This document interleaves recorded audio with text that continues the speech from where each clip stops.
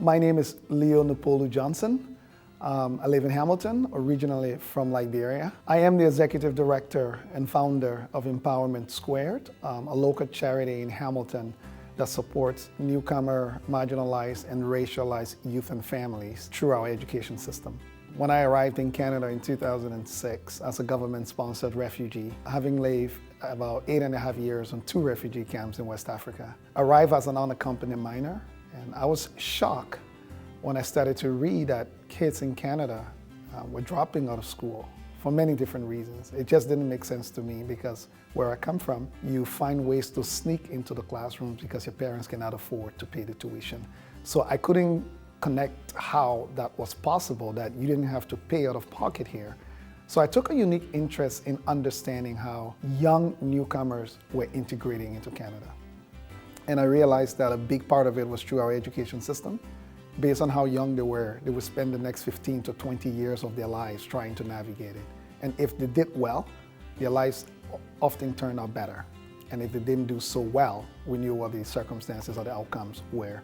So that was what sparked my interest, and in my mind, I thought there should be no reason why we shouldn't empower kids, not just newcomer kids, anyone, to be able to take advantage of this opportunity that children in other parts of the world were literally dying to access.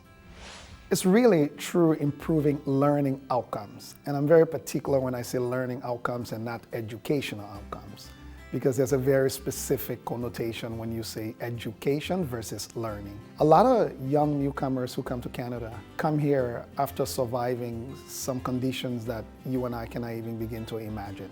It's hard for me to believe that they're not able to deal with the circumstances here compared to what they have to deal with in war zones and in refugee camps. So a lot of young newcomers who arrive in this country, their path to integration is really unlocking the wealth of experiences and resilience that they bring to add to what is already here to face the challenges that they have to face, whether it's language, whether it's the education system, whether it's other barriers that you think about. I think we just need to give them the opportunity to tap into that in such a deep way that they can take on what's in front of them. If I'm in Hamilton or I'm in Canada, I will figure out where the police station is. I will figure out where the hospital is. I will find out where the schools are. That is not what I need, but that's what you get when you go through the formal orientation when you get here. What is difficult to get is there someone who I can trust at 3 a.m. in the morning when I can't sleep because I'm dealing with PTSD? Is there someone who I know that will be willing to listen, that will be willing to support me? That is where it's difficult, and that's where connections come in.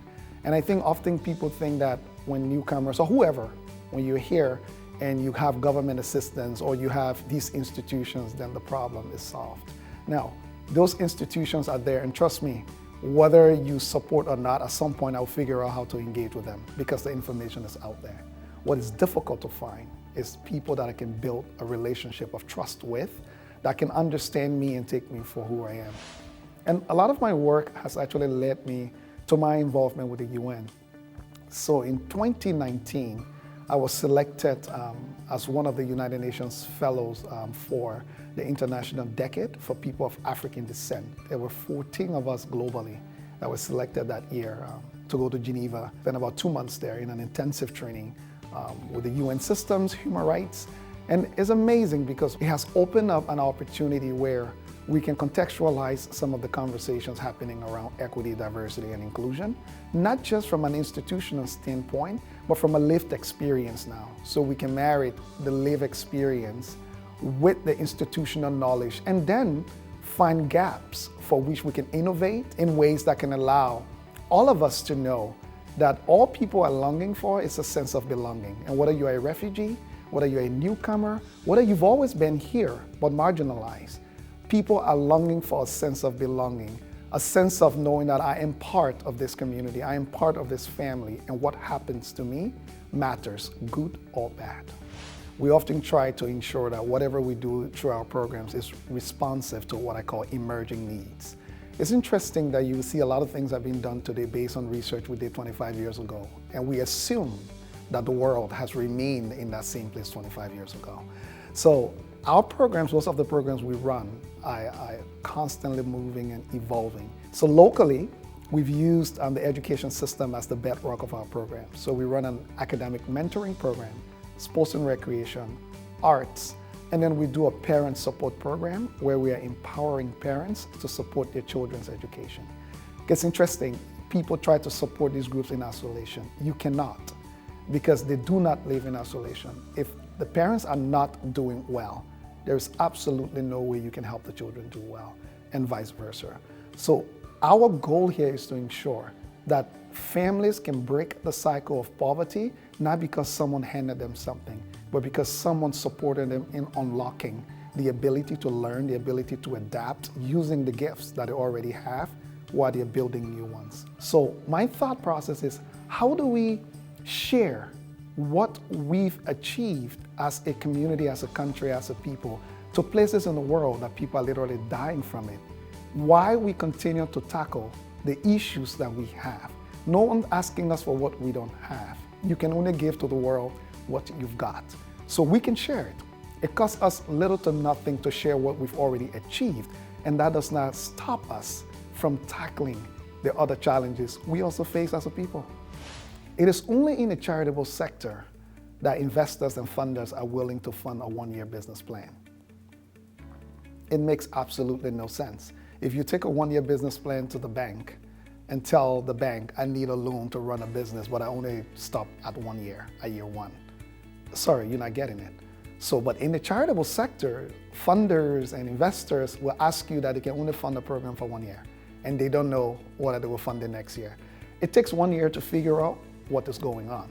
It takes year 2 to understand what do we need to do. And by year 3, maybe you've gotten a good idea. So all I'm trying to tell people is, when you support organizations, don't see it as a donation. I stopped using the word donation in many ways. It's an investment. If I believe in education, and I believe educational outcomes for marginalized children is important, then I'm not donating because I have my own interest as to what the outcome is. I'm investing because I expect a return. And that return would be whether in 3 years or 5 years, that 100 children or whatever the number is should be doing better in school than before I invested. So we need to shift our focus to look at the things we do as part of our responsibility. To him or her whom much is given, much is required. Because guess what?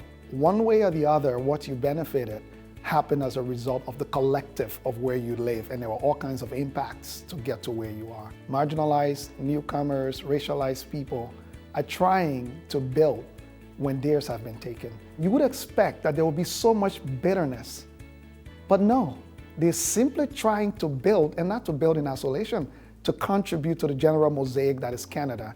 Even though theirs were hijacked in many ways, whether it was through slavery, whether it was through indigenous mistreatment and residential school and suppression, economic deprivation, you can go on. But yet, instead of bitterness, they're only trying to build when theirs have been taken. So we need to think about it as to how we are investing compared to how we are trying to help people who need our handouts. Nowadays, the world that we live in, a big need is around resources. And I'm saying resources in its totality. You know, money is important, but it's not the most important tool. You can give all the money. If the other things needed to make the money work do not exist, it will be a missed opportunity. Volunteers are also another key piece that we need. A lot of people who can step up to the plate and support, either through their expertise or through time that they can bring to actually bear. Don't think you are out of the picture only because you may not have money or you can't volunteer. Because all of us can only do what we can within our means. So many a times when people ask me what they can do, I say to them, ask yourself, what do you have to offer? Because I can tell you what you have to offer will help us or not. And we may not be the only organizations. There are a lot of great organizations out there that you could connect with and still make an impact. So regardless of what you do, you only can control what you have. What you don't have, you cannot control. And I don't waste my time yearning and chasing the things I don't have. I spend a lot of time maximizing the ones that I do have, because everybody wants to be on a winning team. Regardless of the size of the victory, everyone loves to be on a winning team. And if you can win with what you have, you would just surprise yourself as to how many people want to identify, because they can be assured. Instead of you asking me to list the number of things that we need, I want you to tell me what can you do within your means. But as an organization, the work that we do is again, supporting marginalized newcomer families. So if you feel this is something that speaks to your heart and you want to be a part of, then I need you to also then answer the question for yourself. What can you do within your means to ensure that this work continues? I still remember when I arrived in Canada in 2006 as a government-sponsored refugee and an unaccompanied minor at the time. I remember the first time I walked into the apartment that was mine. I came from school one evening and many times actually, I will flick the switch and just let the light stay on and just watch it. Or I would turn the faucet open and just let the water run. Because in many ways, that was the first time for me to know that I can be guaranteed that the water will be clean. I can be guaranteed that the lights will come on. Or I can be guaranteed that I was in a space that was safe and decent to sleep, that I could call my own in the first place. And I use that as a reflection for a lot of young people when I talk to them today. What you need to succeed, you've already got. And it is your responsibility to start to look for what can help you improve it, build on it. Focus on what you've got. I don't care who you are. You can be a sweeper, you can be a professor, you can be whatever you think you are. Instead of thinking that you need what you don't have, the moment you start to realize the power of what you have, the better you can be. So I say to people in Canada, we tell people here, you're almost there, but you're never there. When you're young, go to high school. When you're done high school, your future will be bright. When you're done high school, go to college, and it will get even better when you score high grades. You go to college, now you just have an undergraduate degree, you need to try and get a graduate degree. And then you get a graduate degree, and you know what? When you get a PhD, actually, the salary increases. By the time you're done, you're 65 years old, and you're just good enough to retire. So stop trying to always get there and evaluate what you have now, because you are already at a destination. What are you doing with that destination before looking at another destination to get to? Thank you.